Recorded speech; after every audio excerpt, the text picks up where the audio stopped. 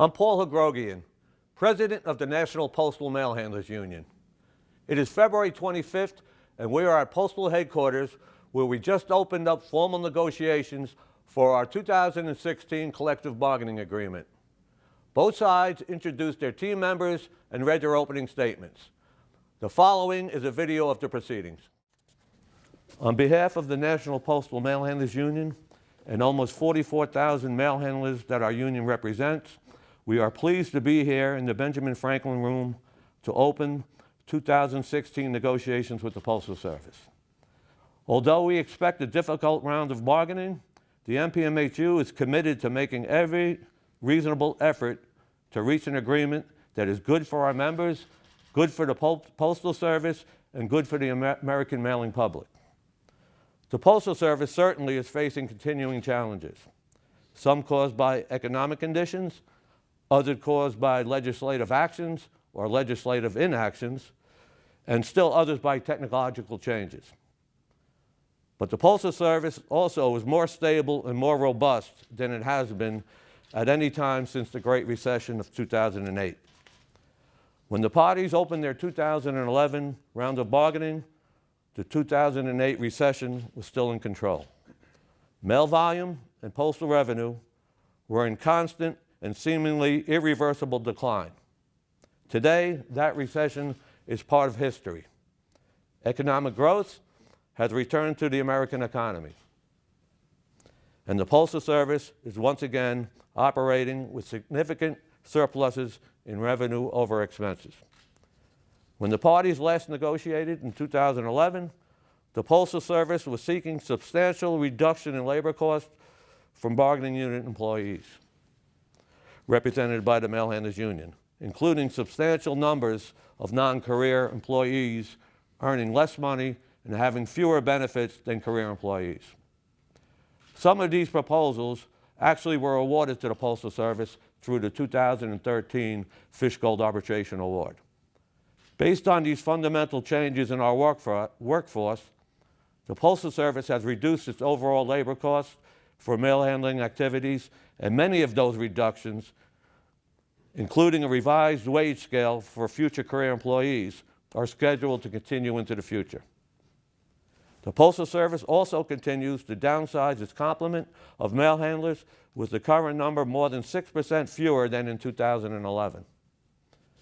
The return of normal growth in the American economy and operational surpluses to the Postal Service should mean a return to more normalized collective bargaining. And the Mail Handlers Union remains deeply committed to the negotiating process. Certainly, the npmhu will continue to work with the Postal Service so that Congress enacts postal reform legislation to obtain relief from mandatory payments into the Retiree Health Benefit Fund, to allow for a more rational investment of the monies already in the fund, to integrate the Postal Service health care system into Medicare, and to expand the mailing and other services that the Postal Service offers to the American public, and to stop unwise closings and consolidations of mail processing facilities. But it is at the bargaining table where most issues belong. We expect and will demand that the Postal Service engage in good faith bargaining on all issues that are properly the subject of mutual bargaining. Today, obviously, is neither the time nor the place for discussing specific proposals. Not only are formal negotiations just beginning, but the Mail Handlers Union does not believe it is productive to negotiate in public, in the newspapers, or in the halls of Congress. Nonetheless, the goals of the National Postal Mail Handlers Union in this year's round of bargaining can be stated simply. We seek a negotiated agreement that protects our jobs and improves our standard of living. We seek a negotiated contract that improves the status of mail handler assistants, who are our newest members and the Postal Service's future career employees. We seek a contract that minimizes the dislocation and inconvenience to mail handlers whose careers may be involuntarily disrupted by accessing or downsizing, and we seek to stop future subcontracting and return currently outsourced work to the mail handler craft. In short, we seek practical solutions to the problems faced by mail handlers, so that working together, we can ensure that the Postal Service and all of its mail handler employees can continue to provide the American public with the service that they have come to expect.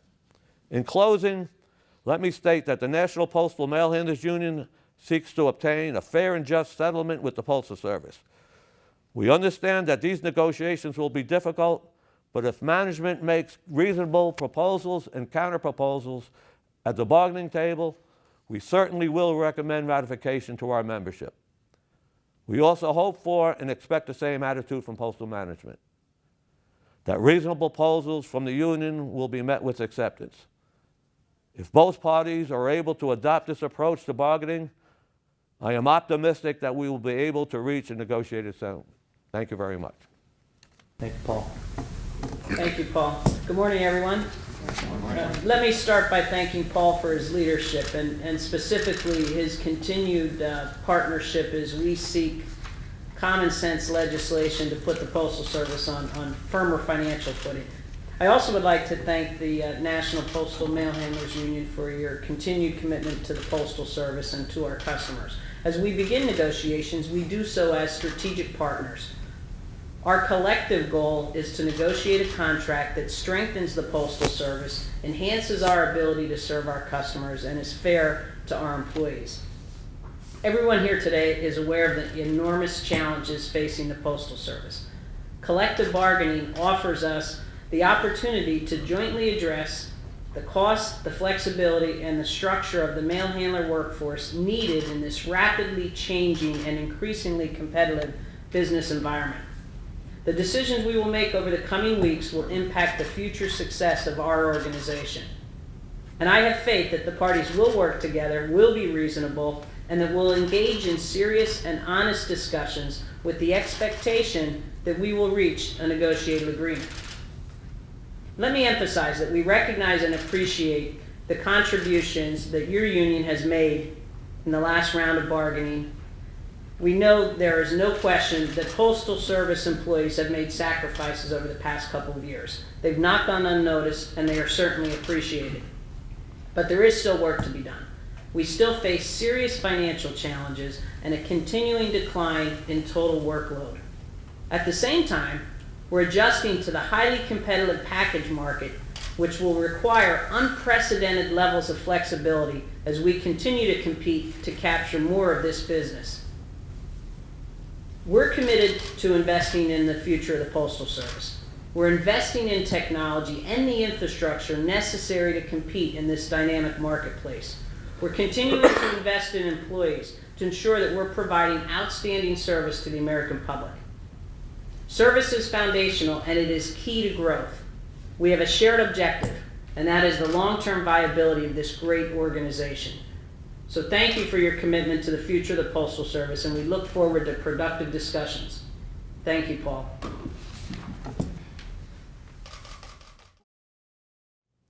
We realize times are tough. We also realize the Postal Service is experiencing economic difficulties. Your negotiating team is up to the challenge. Over the next 3 months, we will work tirelessly to achieve a contract that is fair and just. We ask that you support us and work with us to achieve that goal. Thank you.